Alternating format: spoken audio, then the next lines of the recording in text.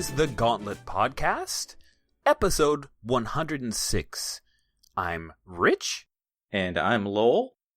And I'm Rach. Rach! Welcome, Rach of It's Like D&D. We have annexed you for this recording of the Games Roundup episode. How are you doing, Rach? I'm doing pretty okay. I managed to squirrel some time away this afternoon to come on your podcast, so that's exciting.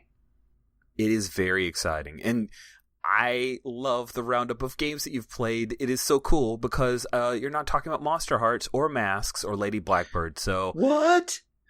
Listeners, you're in for a treat. Oh yes, all my weird, strange games I play. All the stuff that happens up north on the hat of the North American continent. We're so excited to have you here. Not that we haven't had Canadians. We've had a lot of Canadians. In fact, some people have said there's a secret plot for Canadians to take over. Oh, there's a secret invasion. A secret invasion. I would welcome you with open arms, he said. So, our new Canadian overlords. Come with me. I know how to navigate the medical system up here. Okay, let's talk about games. I'll kick it off. Over the past month, I have played Apocalypse World, 2nd Edition, Legend of the Elements, Impulse Drive, Spirit of 77, Monster Hearts 2, that's right, a whole bevy of PBTA games, or Apocalypse Engine games. Huh. But also I played Mutant Year Zero, which we might hear about in a little bit, and Dogs, the RPG, which will not be my highlight game, but I will say that I found out after having run it for Gauntlet City Limits that it stemmed from a joke from a Knights to the Dinner Table series of comics. And that's why it was published by Kinzer and Company. So, interesting. Yeah, it was the first only RPG written by a BA who is the GM of the group at Knights at the Dinner Table, and then someone said, let's just make that into an actual game, and a dog was born. That's my tidbit. So the game I'm discussing is Velvet Glove. Velvet Glove is being written because it is an active development by Sarah Richardson, and it's a Magpie Games joint. I had the fortune of playing it at Origins with one of the greatest gamers of all time, and I'm not saying the GM, I'm saying it's Sherry, your wife, Lowell. Agreed. She's one of the greatest. As well as Gauntlet star, who ran a ton of LARPs at Games on Demand, Jason Cox. Jeff Dieterle, who, first time I met him, he's really like a super fan of Velvet Glove. It was great having him along. Sarah didn't run it. It was run by Brendan Conway, though, and he did a bang-up job. And so Brendan, one of the cool things about the way that Brendan runs games is he sits down with like a little micro notebook, and he fills almost half of it during character and world creation. Like he's writing furiously, like Hand Cramp City.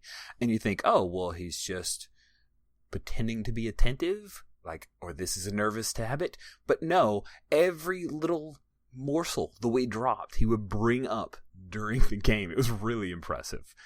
So what's Velvet Glove? Velvet Glove is an Apocalypse Engine game, and it's about girl gangs in 1970s America. I mean, it does have those kind of American assumptions. I think that you could put it anywhere, but that's just where Sarah comes from, and that's what we brought to the table. So I guess there were girl gangs in Canada in the 1970s, Rach? I'm checking with you. Well, my mom told me some interesting stories about Brampton and a little bit of Quebec in the 1970s, but she was more after the bad boys rather than hanging out with girls who were doing things a little bit under the table.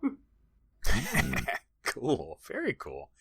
So there's an ash can of this available. It's called the Notebook Edition up on Drive-Thru RPG. I had purchased it, but I had not read through it at all. So I was fresh into the game. It has your traditional PBTA stuff of playbooks.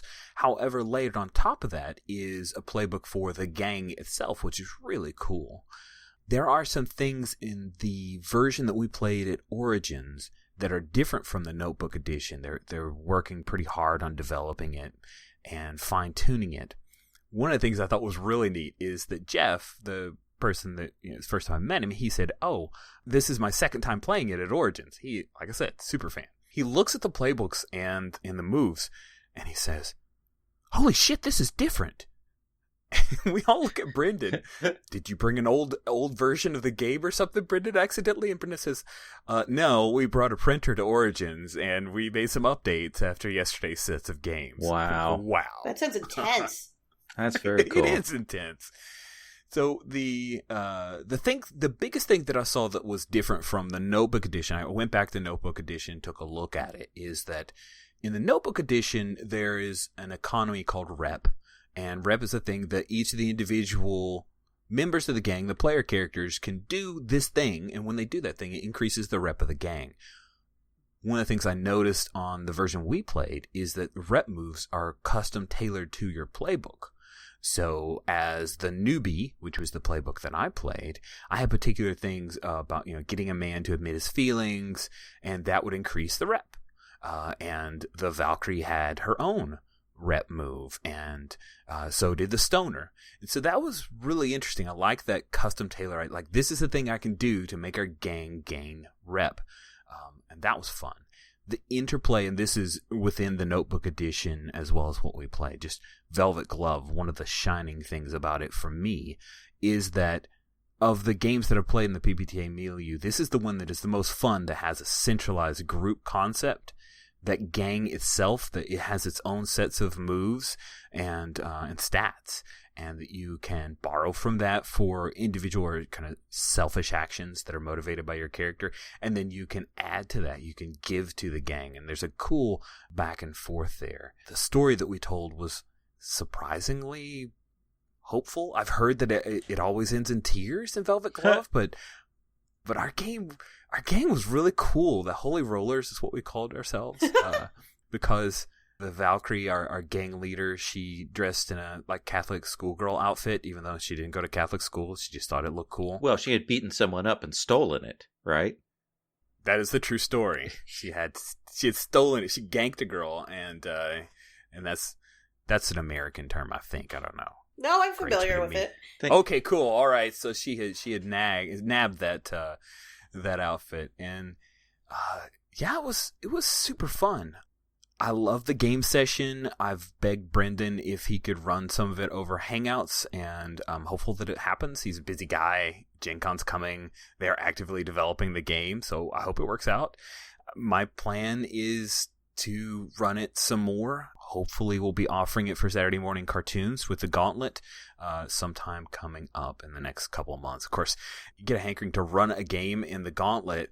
It's really going to be like 2 months before you put it on the calendar. Yeah. And that was when you plan ahead. Is like crazy out of nowhere stuff. You got to go off book. But hey, there's advantages too. So that was Velvet Glove. I think it sits in a space similar to Masks and Monster Hearts 2 for me, in that young individuals who are still learning about the world and how to relate and interrelate with people. I think that there's a lot of social commentary there. It's fun to do stuff in the 70s. I played Spirit of 77 and Velvet Glove at the same con, and so I kind of immersed myself in shag carpet. Oh wow! And bell bottoms. Yeah, it was pretty crazy there. But Velvet Glove, it's good. Keep an eye out for it. I'm sure there will be a Kickstarter that will raise like 6 figures, but I think it's going to be totally worth it. Now, Rach, you said that you played Velvet Glove before. What are your thoughts on it? When I played it, it was back at Dreamation, so I was playing an earlier version of it, and I felt like the game had a lot of potential, but the spaces it would explore would be very dependent on the GM and how much comfort they felt exploring the more realistic end of the game's tools, or the parts of the game that reminded me a lot of the movie The Warriors. Mm-hmm. Yeah, that's cool. We didn't have the Warriors. I mean, we called ourselves the Holy Rollers, but it was mostly because I had my character had a skateboard. One girl had a bike, another girl had an actual crappy motorcycle, so that was why we were rolling. But we didn't have themed outfits at all, other than the aforementioned Valkyrie. But you could. That's the important thing. That's true. And I think baseball outfits would have been what I would have voted for personally. Of course you would have. I'm nothing if not predictable. I want to hit on something, Rich, that you had said to me earlier, and Sherry had said that when you got to physical violence to combat, that there were some questions about how that operated, at least in the version you were seeing. Yeah, that's a great point. Thanks, Lowell. there's no, for a gang, right, there's a rumble move, which is gang level, but individual violence is not something that was a direct move for. We ended up using a move called Wreck It, which the choices on the Wreck It move were really about breaking stuff. We just said that people are stuff too and kind of rolled with it. But that was a piece of feedback. And there was some stuff about helping people and using rep and like that one was a little confusing. So there's some things that they're tuning up. I mean, heck, there's a version of the game that was less than 24 hours old. So I'll give them a break, right? Yeah, but yeah, that was weird. Oh, sorry, Rach. I was going to say the discussion on combat, because that was one of the things that stood out to me was Sarah was very explicit about how lethal combat was supposed to be, and it was very personalized in how the combat options were worded. Like, in the context of, you could maybe go find a doctor, but it was very dependent on you going and doing it. So the idea of escalating it to making it more of a gang act rather than an individual one seems on the newer end compared to when I played at Dreamation. Mm-hmm. Interesting. Yeah, if you look at the Notebook edition, there's like nowhere to track harm. And so, yeah, that didn't exist on the Origins version that I recall. I thought I'd grabbed Ember. It was the character I played, and I didn't grab Ember, evidently. I did not bring the character sheet with me, which is sad and breaks my heart because Ember's important. Yeah, so there's a lot of really neat moves that are different, and you absolutely should check out the +1 Forward episode. Plug for myself and the game. There you go. Yeah. Plug. Ding! So that's Velvet Glove. Anything else? Lowell, Rach, anything else you guys want to talk about? Are the gangs, playbooks, is there just a gang playbook, or are there different kinds of gangs? There's just a gang playbook that we saw. There, if there are different gangs, I'm not aware of it. Yeah, I haven't seen this gang playbook at all. I'm just fascinated by what you saw, and sad you didn't take anything with you. Yeah, I know. I thought I did. Evidently, Brendan slipped it out of my bag or something sneaky. I don't know. Why would I be so stupid that I would leave it on the table? Okay, maybe I did. Maybe I did. All right. Well, cool. That's what I had to say. Lowell, give us a rundown. See, we're going to make you wait for Rach. She's like the headliner. Absolutely. She gets the guest starring part. But top Lowell, of the card. Lowell, our workman, our workhorse. The Tridindle master. Lowell, tell us about what you've been up to. So, played Godbound, Tales from the Loop at Origins, did several sessions of that. Have run one session of Robert E. Howard's Conan, The Veil, played Atomic Robo, a couple sessions of Grimm, my own Action Cards hack, finished up Mutants and Masterminds 3rd edition, thank God, Dresden Files Accelerated, Apocalypse World, Mutant Crawl Classics, which is really gonzo. But I want to talk about Mutant Year Zero, which I talked a little bit about last year when I was starting to run the campaign. And so Mutant Year Zero, I ran a 16-session campaign, and I'm running 4 sessions for the Gauntlet. I've done 3 of those. It's a post-apocalyptic game in a more classic trad format in that you've got the place that you live, you do some settlement building there, but then you've also got this hex crawl element to it.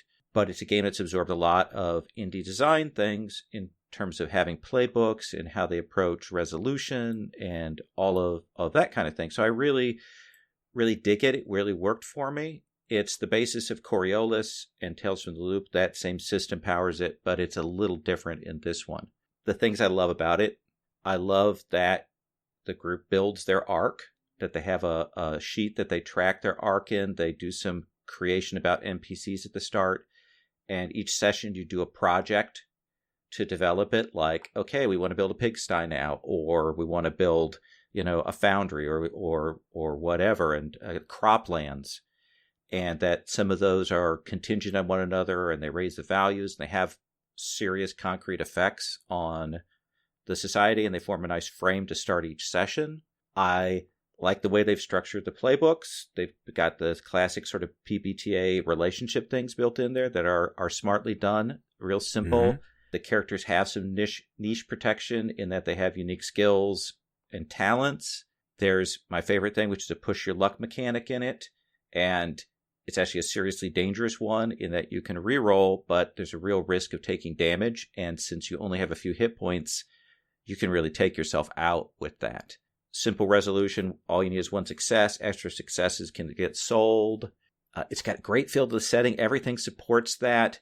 It's got random threats. They say don't prep, just roll or draw a threat card at the start and work from that, which I've done. And there's a ton of really interesting zone exploration tools. They've got great random charts for generating the hex crawl elements, for putting that out there and figuring out what's in the zone, and that play out is really fun. And then they've got some built up sectors, that are detailed in modules and in the back that are kind of neat. And it feels very much like, as a GM, can just kind of pick up and play. So there's a lot I really love there. So that being said, there are some things that were kind of tough that I've noticed, and some things I want to put on the table. It's a little bit more difficult to run it online because you have 3 different die types. Essentially, they're all D6s, but they behave in slightly different ways. So you've got stat dice, skill dice, and gear dice. When you're at home, you've got different colored dice with different markers that they sell, so you can buy a whole bunch of different dice, as I drank the Kool-Aid and bought several sets of those. Huh. There's a Roll20 script that someone wrote for it, and it's really nice. It does the whole thing. It allows you to hit the button to do a push, but you have to enter in a very specific syntax into that, and it kind of breaks the flow when you have to stop and remember what the syntax is and type it in and get that. So that's not the greatest thing, but I think it still does work. And because I tend to go for fewer rolls than I've seen other people do with it, I think it actually it fits more with my style. The game has these great cards for the mutations and artifacts. They're tactile. You can hand them out to players at the table. You can't do that online. Right. Yeah, the tactile element's completely gone. Yeah, and the players loved having those artifact cards, because one of the choices you have to make is, when you go back to the Ark, you've got these artifacts, you're supposed to turn them in. And that can help the community, and the sort of the law of the community is to give these back. So if players have these cards, then I go, okay, well, you want to turn that in, you have to give me back the card. And it makes that choice so much more difficult. And online, I'm able to hold the card up and say, oh, and then throw it away. And I'll do that so it flies off camera. But it just doesn't have the same effect. So that's one thing online. But I've noticed something that, and for people who've played Mutant Year Zero and have run it, I'll be curious to see if you feel the same way about this. So Mutant Year Zero has social archetypes. A couple of the types are, there's a fixer. He's the person who makes deals in the Ark, has manipulation, all that sort of social stuff. There's a boss who's a gang leader, and he has a gang, and he can actually go and extort from NPCs in the Ark. And even the slave has kind of that archetype has a more sort of social bent to it. I'm going to come back to the slave archetype. I want to talk about that in a second. Okay. All right. Now, none of the players online took that, and that's probably a good thing, because those archetypes really lean into playing the stories that are in the Ark. Like, okay, we're here, we're doing these things, we're interacting, we're doing deals, all of that. And I would say Mutant Year Zero does an okay job of supporting that play space, but so much of the game is given over to the zone crawl, to the hex crawl thing. All of these tables and charts, all of these monsters, all of these cool random stuff that you can do and things. And so much less to fleshing out what goes on socially in the Ark itself. There are random tables for generating some NPCs, and some of the threats relate to like internal Ark things, like somebody gets murdered or boss versus boss. But it seems like they really could do more with that. Like, we really could use some more elements of it. And I just wish they had more stuff, because the game actually is hard to split. But just because of the nature of the timing and things, it's hard to do both in Ark serious development stuff and then a hex crawl on top of it. You run out of time. And both times I've done it, the session 2 and 3, the one that Rich played this last week, ran short on time. If I'd had like a half hour more, I might have been able to fold back some of the social stuff at the end and kind of put a cap on it. But as it was, we got to the end of the zone crawl and we had to cut it. So a lot of the pre-work that we'd done about relationships and the tensions between bosses didn't get played out. And in fact, it meant that Rich's character, I think, had much less to do in the final scene. At least that's the way it felt to me. Well, I mean, my slave wasn't involved in fighting a giant 8-foot-tall, 800-pound robot thing, so I was okay with not having a whole lot involved there. Well, that's true. That was fine. But I'll also say there was about, and this is sort of a general thing, not Mutant Year Zero. There are times when you're running and you're like, Jesus Christ, please stop planning, stop talking, please, as for the love of God, just, and I don't want to say that because they're interacting and enjoying themselves, but I think we probably could have cut about 10 minutes out of that section there. I felt like it went too long. There's never been a plan that I have seen at a table that I've enjoyed, ever. See, I do kind of like that stuff. So for me, that's in my joy space. And I also like mysteries, which Rich hates with a white-hot burning passion. See, it's a different point of view. They're all good to different people. They're all good. You can be wrong some of the time, Rich. I am wrong. But it went on way too long. It was one of those moments where I should have figured out a way to have trimmed that seriously. But one of the other reasons that the social thing is so important is you have questions to generate XP, and 3 of them relate to those social things. Did you protect your PC buddy? Did you protect the NPC you want to protect? Did you interfere with the NPC you hate? And those are all social things. And if you're not doing those, that means that's experience that the group is losing out on. So that's another issue. I think part of it is that I played Apocalypse World with you, Rich, and that has a very different play space about interactions and not about tracking resources and the tension of water and grub and radiation and all of the sort of hardships that go on with that. So I really enjoyed that, and I also enjoyed Mutant Year Zero. So I'm trying to find a space that can fit between the two. In some ways, there's so much to love there, and I'm still kind of working through it. I think there are a lot of tools that you can steal from it, and I think somebody needs to sit down and figure out similar tools for the social side of things. I mean, they've got mechanics for it. They've got, strong mechanics for resolving manipulation and intimidation and things that work, but the sort of larger relationship mapping within the arc and playing that out and ideas and hooks needs to be stronger.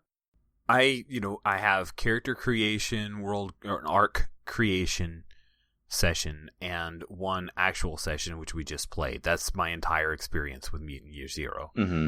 The main takeaway I had for this is, these are some really cool ideas around the arc that I am going to port into the next Apocalypse World game with some countdown clocks to sub in for some of those bits. This is really cool. It felt purposeful. A lot of times Apocalypse World is just watching things kind of fizzle away or get shot to bits, and seeing people work towards accomplishing a thing and taking pride in, like, hey, this is the little temple that we have. Here's our rooftop garden. Those were really neat. I mean, kind of board gamey-ish, but cool stuff, especially the map that you used in Roll20. Mm-hmm. That it gave it a certain permanence, right? I really dug that. I could see how if you drew that on a butcher block sheet of paper in front of the group on the table, how that would, that really matters to me, Yeah, we did that with a whiteboard at the table when I ran it face-to-face, and everybody got to draw in whatever they put on the table, and they marked where they lived and all of that kind of stuff. The projects, the more you play it, if you play a really long campaign with it, there are different branches, and so there's some really hard choices later on, and it makes for some really satisfying session starts because it anchors every session start. If the group is in the arc, you always start with that decision. And I think that's awesome. Yeah. Rach, what's your experience with, I know you said you hadn't played Mutant Year Zero, that you got in around Coriolis. What do you think I of actually haven't played any of them. I've been buying them because the art is super lovely, but I haven't managed to, because I own Coriolis and Tales from the Loop. I have them sitting on my shelf, but I haven't had time to really dig into them yet. Neat. Tales from the Loop is is really interesting, especially I think if you adapt it to where you grew up. And so you should. I think you should take a look at that first. I got that in the 2 coffee table books that the game is based off of. I'm jealous. They had to courier it to my house because it weighed so much. That's awesome. Yeah, I regret not picking the art books up. That was smart of you. They're so pretty. And very upsetting, oddly enough. And because there's little fictional bits in it, and it's like, oh, I understand now the space this game wants to occupy. Oh, interesting. That is cool. I didn't know about the fictional bits. I'd seen some of the pictures online. And funny enough, before Tales from the Loop existed, my buddy Evan Robichaux, who is Canadian, and he shared the pictures with me, and we immediately started trying to think of a PBTA hack to bring that to life. And then months later, Tales from the Loop Kickstarter hit. So like, oh, yay. They've done it for us. Awesome. Good. Cool. Anything else you want to talk about Mutant Year Zero? No, I expect I'm going to run it again, and eventually I want to run GenLab Alpha, which is the sequel game, and when the Robots game comes out, I'll probably run that. Robots game looks super cool. Yeah.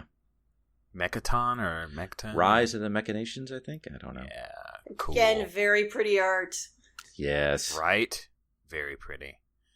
Rach, I think everyone's waited long enough. My list of It is time for you to stuff. share what you're gaming. Yes, list. Share what you've been gaming.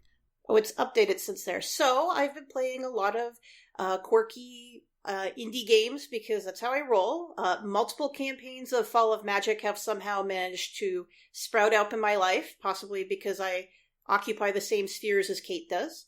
I've played at least 3 games of Hearts Blazing in the last 2 weeks. Wow. We started a campaign of the Cold Ruins of Last Life in Dungeon World. We haven't gotten past character generation yet, and that'll be, I think, in 2 weeks. I've run Royal Blood for Toronto Area Gamers Monthly Meetup, and I played a one-shot of Swords of Outmaster last weekend, or the weekend before, rather. Very cool. Neat. Last Life looks really interesting, but it was one of those things I read it and I was like, oh, I don't know if I could run this. Wow. There's a lot of stuff in there. Yeah. Yeah. I feel that way about all 3 of those Brendan Conway Chaos Worlds. I love them, but I'm like, oh, this is a little intimidating. Well, they give you the character sheet for Cold Ruins, and it's like blank. And they're like, well, you can't have any of these options, and now write everything else down. Love it. So the one game I want to talk about today was Royal Blood, which, as I said, I ran as a monthly meetup game. For those who aren't aware, in Toronto Area Gamers, my spouse, Rob, puts together a game day once every month in our neighborhood where we usually have 4 to 5 role-playing games, and people in the community are allowed to pick which ones compel them the most. And we have a couple of GMs, like myself, who go and run them every month. Royal Blood is the best way to describe it is it's an urban fantasy heist game centered around the tarot deck, written by Grant Howitt and illustrated or laid out by Banana Chan. The setting of the game, and bear with me, is that there's a urban fantasy city where magic is real, but most of the magic is controlled by the elite, who are the Arcana, which are represented by the major Arcana in the tarot deck. And then there's humans that form an underclass with the day-to-day goings-on. And the players occupy this space in between. They're all represented by cards in the minor Arcana, and they're called Royals. And they are kind of the dredges of magical bloodlines that no longer have power, except the premise of the game is tonight, this one night, you have an opportunity to knock out one of the Arcana and make a new card in the tarot deck. Because the tarot is completely flexible, and the book goes into, oh, you see this card over here? Well, 2 generations ago, that was a completely different card, and there was like a one-night party, and everything changed, and no one's quite sure what happened. Neat. Oh my god, that sounds so cool. It's, like I said, that setting is so evocative, and my players bought into it completely, and the game is powered using a tarot deck. So you randomly pull out one of the major arcana, and that's going to be your mark for the heist. And you have to decide, well, what's the symbol of their power? What do they have hidden away that we got to steal? And then you pull out 5 other cards, and those symbolize different challenges. And you have to pull out the little guidebook, and it tells you what does each challenge mean. And then you have your players define, what do you know about these? What you've been scouting ahead. What have you seen? And they place bids on it, and the cards that have more bids are, within the story of the heist, much more difficult things they have to overcome. And you go scene by scene with your players trying their hardest to go steal this supernatural relic, and when they succeed, they get to decide what their new tarot card looks like. Wow. I have a question. Yep. This is a Grant Howitt game. Yes. How many tick boxes are there on the character sheet? There is no character sheet. I made some because it's a PDF-only game, and I'm like, well, I guess you can tick off if you want to. All right. There we go. Because that's par for the course. We got to have that if it's a Grant Howitt game. That sounds really neat. Yeah, I was, I think some people I know from Misdirected Mark were playing it last Queen City Conquest, and I had never heard of this game before. And I was like, oh, I got to check this stuff out. Like, urban fantasy is in my ballpark. And then I looked at it, I'm like, whoa, this is fascinating. Because in terms of urban fantasy, it's a space that a lot of games don't occupy, is the idea of what does a heist look like when you have magic? And then your opponent has magic, because there's a scene where the opponent brings the wrath of God basically down on you, and bad things happen for the players. And it shocked the heck out of my party. Oh, wow. So good. Yeah, so... Really cool. Mm-hmm. I'm just actually wanted to bounce over to Lowell. Can you do tarot in Roll20? Yes, you can, but I'm pretty sure you have to put them in yourself with the images in there. I don't know if they have a preset tarot deck, or tarot, however you say it. So I think it's possible. Okay. I'll have to look into it. Yeah. Awesome. So what was your cool tarot deck? Or tarot deck? Oh, I have, so we have a tarot deck, and I don't remember the name of it. It was one Rob had bought for Hell for Leather, which is another tarot-based game, if you're familiar with it. I don't recall off the top of my head who wrote that. But it uses the cards differently, because a lot of the minor arcana are you pull the card out and, well, everything's on fire. I'm not sure if I succeed at this challenge, is basically how that game rolls.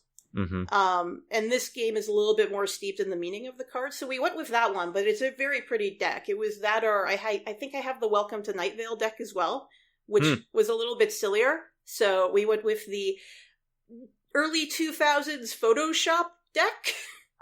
That, I think, should get you a good mental picture of what these cards look like. Yeah. Nice. It was nice. I was going to say, it really worked into the setting, which is the strongest thing that game delivers, is it gives you these little pinpoints of light in what could be a bigger urban fantasy world, and people are like, oh, this hits on, like, the idea of supernatural social mobility as an idea you could play around with, or being the underdog who wants to get back at the elite. A lot of the people I hang out with find those things very empowering in urban fantasy, so they bought right in. One of the mechanics involving the cards people loved is the twist. So if you pull your cards when you're trying to overcome a challenge and it's really not working out in your favor, you have this one last-ditch thing you can do called the twist, which is you look at the original meaning of what that card is in the deck, and you wrap that into your narrative and say how this sudden realization of what this challenge's core nature is now going to work in your favor. So we had like a little guide to the tarot deck that everyone kept passing around saying, oh, no, I have to interpret, what does this actually mean? How do I succeed here? Oh, wow. That's pretty fun. That sounds fun. That's cool. Anything else you want to share about it, Rach? The biggest takeaway I had from it is because it's a heist game, and a lot of very well-structured games for heists are also very narrow, that it promises a lot kind of just beyond the focus of the game, but there's not a lot of room to explore that. But what it delivers very well. The first thing that occurred to me when you're talking about that is Persona 5, which of course it has the sort of the heist and has the Tarot elements going on as sort of supernatural modern fantasy. So I really have to go and check that out. Yeah, it's, as I said, I think it's PDF only, but it's fairly easy to get a hold of. Yeah, I found it on drive-thru. Mm-hmm. So, yeah, you can definitely grab it. Excellent. Cool. Well, let's take a quick break here and hear from our sponsors. This episode of The Gauntlet is brought to you by Nocturnal Media. Nocturnal Media is proud to announce a new suite of deals to provide funding and distribution for small RPG and game publishing houses. Games from publishers Ben Werner and Werner's Wonderworks, Ryan Schoon and Loremaster Games, Toby Abad and Tag Sessions, John Kennedy and Smug Pug Games, and Robert Denton will be published jointly with Nocturnal Media. These new arrangements allow these creators to focus on designing, writing, and creating evocative, compelling, and vivid role-playing and board games in the manner which they already do. Nocturnal Media will assume most of the role traditionally associated with a publisher, including sales, marketing, and inventory. All of the games will be co-branded with Nocturnal Media and the game's designer. Games already available from two of these creators, Toby Abad's Tag Sessions and Ben Werner's Wonderworks, are now listed on the Nocturnal Media publisher page on drivethrurpg.com. In fact, until the end of June, enjoy 20% off two fabulous samurai-inspired games by these two creators. A Single Moment by Toby Abad is an RPG for two players. The two samurai stared at each other. Once they were friends, brothers, but time has come for honor to be regained and vengeance to be unleashed. Footing adjusted, grips tightened, eyes narrowed. A single moment, and it was over. World of Dew by Ben Werner is a samurai noir game inspired by Japanese Chambara films like The Seven Samurai, Sanjuro, and Memoirs of a Geisha.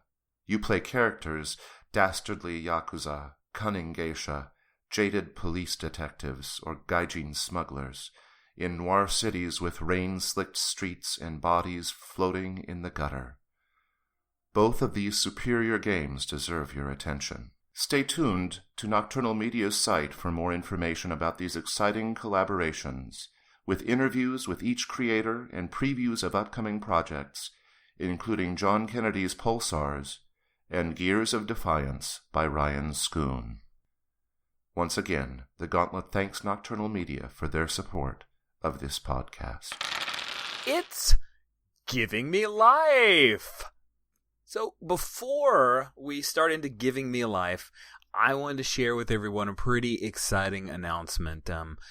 Some folks may already be aware, people who are closely watching the Patreon or Patreon are aware that we unlocked a particular goal.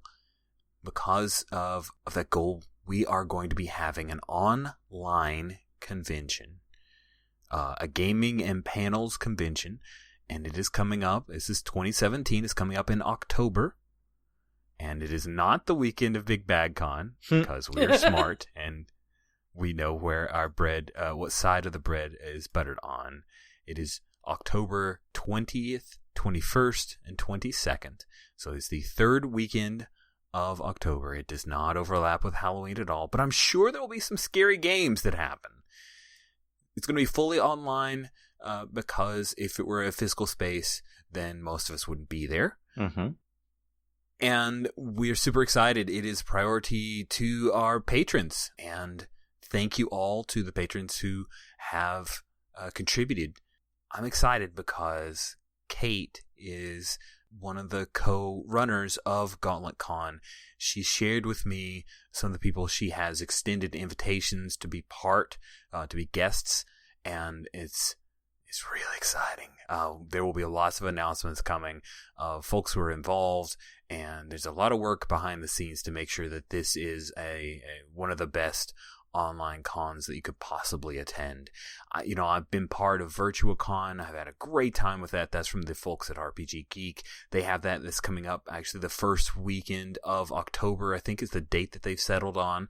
So we're not overlapping with each other, and we'd love to throw some support their way. Gauntleteers, please go be part of VirtuaCon, and also Gauntleteers, if you want to help us, reach out to us at the Google Plus community for Gauntlet, and those on the Slack, feel free to hit me up, because there are a lot of things that are happening behind the scenes to make this really exciting. I think Lowell's going to run a game or two. I think that may happen. All right, it's probably going to be a game with push your luck mechanics. I like those. Yep, it will.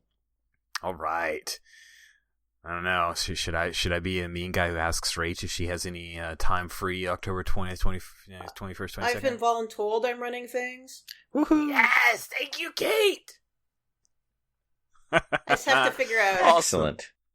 We're going to be talking a lot about Gauntlet Con as we come closer to the date. So if you are not at all interested, I apologize, but if you have any inkling whatsoever, feel free to ask more. All right, let's talk about the actual Giving Me Life piece. You know what's giving me life? On my way to Origins, I actually drove. It was a 14.5-hour drive. Yikes. Wow. I stretched it over 2 days. I did like the halfway point because I went up to visit family in East Tennessee, and then I did the second half. And before I left, good buddy and editor of the Gauntlet, Paul Edson, said, "Hey, Rich, I know you don't read," and he's right, but there's this cool audiobook called A Long Way to a Small Angry Planet. This is a sci-fi novel by Becky Chambers. It's her first novel. It's her debut novel. She raised like $2,800 in 2012 from Kickstarter to basically pay her the ability to be able to write in the mornings, which I think is just so cool. There were only 53 backers. It is spectacular.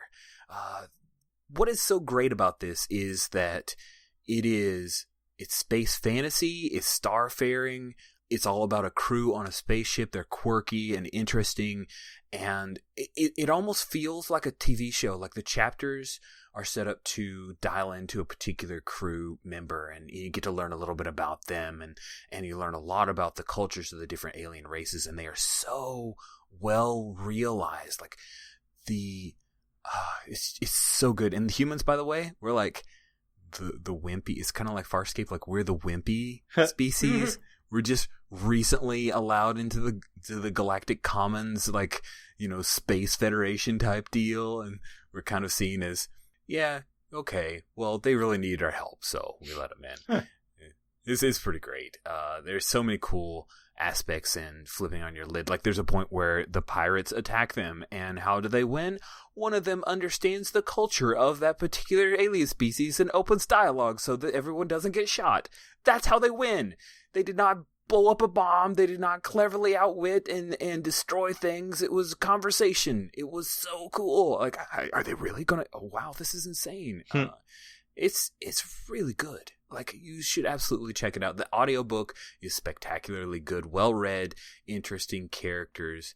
There is a sequel which I've also gobbled up. I need Becky Chambers to go write more for me, and other people can buy it too. So that is giving me some serious amount of life. Lowell, what's giving you life? All right, before I say this, I want to give a hipster defensive kind of thing before I go on. And I want to establish that I love music. Rich and I have had conversations about this. I like indie music, big fan of New Pornographers, Modest Mouse, sort of ambient stuff like Explosions in the Sky, Mogwai. Big fan of 20th century classical. So what's giving me life the last couple of weeks is Taylor Swift's album 1989. Yay! Awesome! It's pop music for a reason, because it's popular and usually pretty good. It is so perfect. It is so well made. They're interesting sounds. They're catchy hooks. Each song is strongly distinct, but there's a coherence for the album as it flows along. Every time I listen to it, it's kind of like, oh my God, this is so well constructed. This is brilliant pop. album from start to finish. It's amazing, and holy cow, I can't get over how good it is. As a work of art, it is genius. I mean, it's corporate constructed work of art, but do you like about it the way the songs flow together to tell one coherent narrative, or do you like them as individual pieces? I think individual pieces, and so they're each very individual and distinct, yet when you move from one song to the other, there isn't any jarring sense.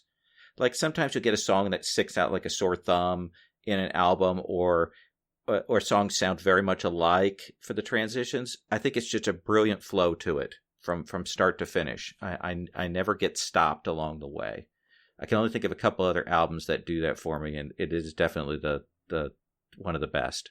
So I noticed that Rach is suspiciously quiet. I don't know if she has an opinion she wanted to offer here on. My pop music experience involves whatever the pharmacist wants to play late at night when we clean up for tomorrow's work. So I tend to just accept anything that gets played.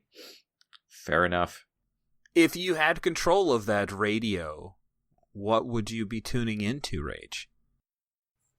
Dubious 1980s pop music, Mm-hmm. or very space transy meditative music, which is what I tend to listen to while writing. Nice. Yeah, I can get behind either of those. Talking about pop music real quick, my son, he's 11 now, and he has had no end of 11-year-old stress over the fact that his friends refer to Katy Perry's music as that's girl music.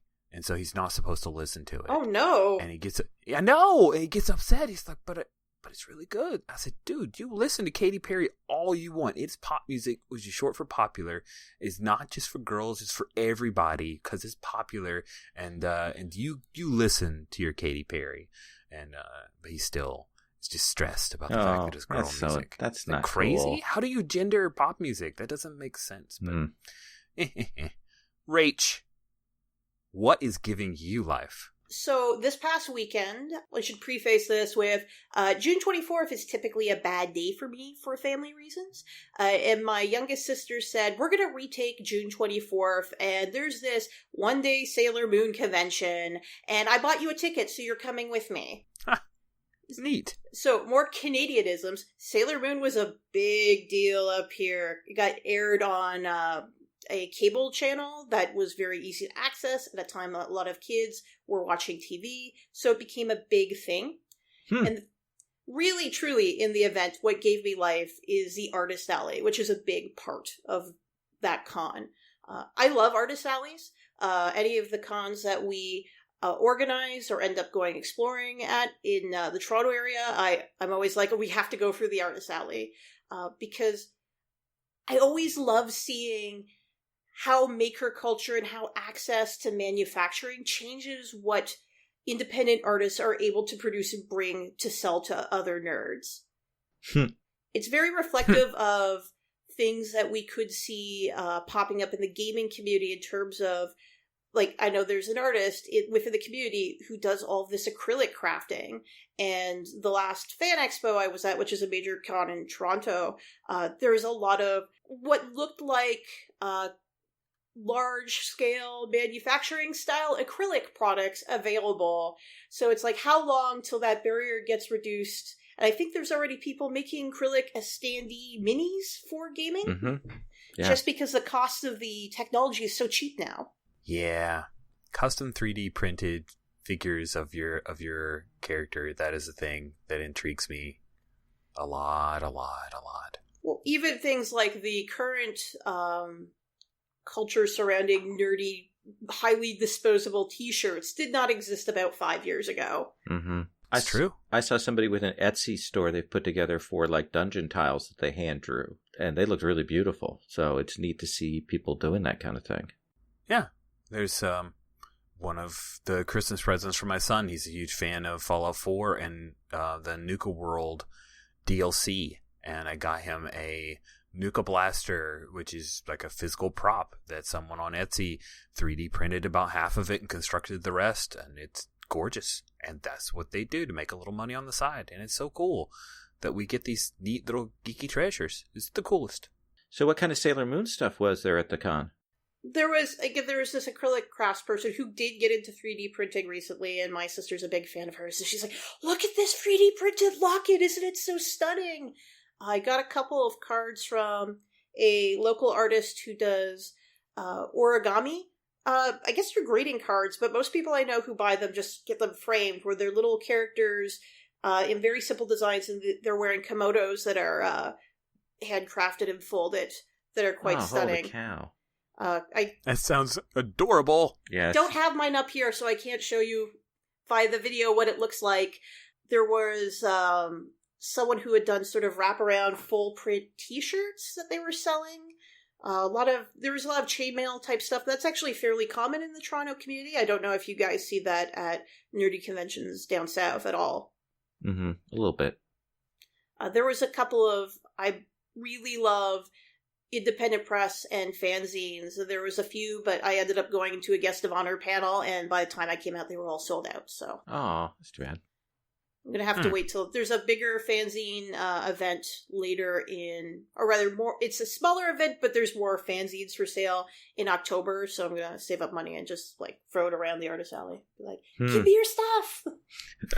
Fun, cool. Well, I think that brings it to a close here. So, as a reminder, Rach is on It's Like D&D, which is a very fun podcast, and she also blogs at Thacos at Midnight. I know, it's pretty clever. That's pretty awesome. Because that's pretty cool. Lowell, occasionally you might hear him on this Play on Target podcast that comes out semi-annually. Is that right? Yeah, well, once or twice a year. Yeah, once. Every Gen Con or so, we have a new one. And he also blogs at the award-nominated, soon to be award-winning, I just feel it in my heart, Age of Ravens. Yeah, I wish. You're the Susan Lucci of blogging, I know. Fair enough. They like you, though. Yeah, they really like me. That, by the way, is a deep cut, Rich. I bet you money that Fraser does not get that one. I'm not going to take that bet. If you want to give us feedback, please jump on the Gauntlet community on Google+. We also have a Twitter, and that is Jason tweeting away at least once or twice a week. Feel free to follow us there. Hey, if you like the show, give us a rating on your podcast aggregator. If you have iTunes or if you use another Stitcher and the like, feel free to give us a 5-star review. We would love that.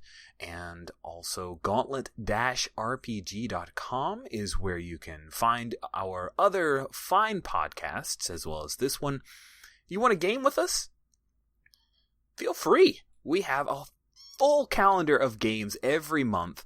And we're going to have even more in October. But even now, you can become a member of the Gauntlet Hangouts community on Google+, and that's where we post up where new games are happening. There's a priority seating for the first week for the Patreon backers of a certain level, but then it opens wide up. And I run these weird little games that no one has heard of, and so usually I have a couple spaces after that week. Dungeon World, roll your dice, good luck. But the games that Lowell and I run, they never fill with patrons. I don't know. That's true. But I love it, because we bring in new blood, and that's part of the awesome that we bring. So thank you both so much for being part of this episode. Hope to have you back again, Rach. I'm looking to annex you again in perhaps 30 days' time. Thanks for having me on. Thank you guys. Thank you both so much. Thank you. And, thanks for listening, everybody.